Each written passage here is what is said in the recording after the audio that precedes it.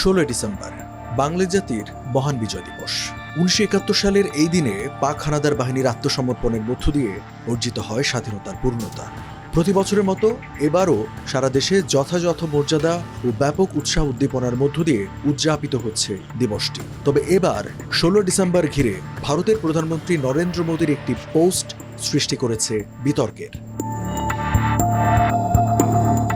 Micro blogging site এক্সে এক পোস্টে মোদি লেখেন, আজ বিজয় দিবসে 1971 সালে ভারতের ঐতিহাসিক বিজয়ে অবদান রাখা সাহসী সেনাদের সাহস ও আত্মত্যাগকে আমরা সম্মান জানাই।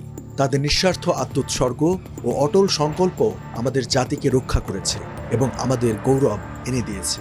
এই দিনটি তাদের অসাধারণ বীরত্ব ও অদম্য চেতনার প্রতি শ্রদ্ধাঞ্জলি।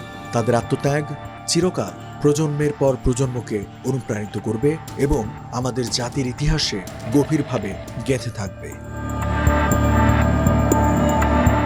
নরেন্দ্র মোদীর এই পোস্টের তীব্র প্রতিবাদ জানিয়েছেন অন্তর্বর্তী সরকারের আইন উপদেষ্টা আসিফ নজরুল। ফেসবুকে তিনি লিখেছেন, তীব্র প্রতিবাদ করছি। 16 ডিসেম্বর 1971 ছিল বাংলাদেশের বিজয়ের দিন। ভারত ছিল এই বিজয়ের মিত্র, এর বেশি কিছু নয়। মোদির ওই পোস্ট নিয়ে তীব্র প্রতিক্রিয়া জানিয়েছেন বৈষম্য বিরোধী ছাত্র আন্দোলনের আহ্বায়ক হাসনাত আব্দুল্লাহ। তিনি লিখেছেন, এটি বাংলাদেশের মুক্তিযুদ্ধ। পাকিস্তানের বিরুদ্ধে বাংলাদেশের স্বাধীনতার জন্য এই যুদ্ধ সংঘটিত হয়েছিল। কিন্তু মোদি দাবি করেছে এটি শুধু ভারতের যুদ্ধ এবং তাদের অর্জন। তাদের বক্তব্যে বাংলাদেশের অস্তিত্বই উপেক্ষিত। হাসনাত আব্দুল্লাহ আরও লিখেছেন, যখন এই স্বাধীনতাকে ভারত নিজেদের অর্জন হিসেবে দাবি করে, তখন আমি একে বাংলাদেশের স্বাধীনতা এবং সার্বভৌমত্ব ও অখণ্ডতার প্রতি সরাসরি হুমকি হিসেবে দেখি। হাসনাত আব্দুল্লাহ লিখেছেন, ভারতের এই হুমকির বিরুদ্ধে আমাদের লড়াই চালিয়ে যাওয়া অবশ্যম্ভাবী। এই লড়াই আমাদের চালিয়ে যেতেই হবে।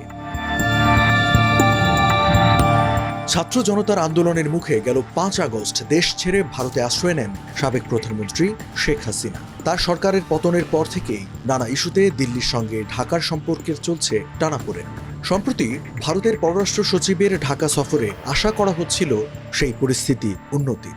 তবে এর মধ্যেই নরেন্দ্র মোদীর পোস্ট ঘিরে সমালোচনায় জড়ালেন অন্তর্বর্তী সরকারের উপদেষ্টা।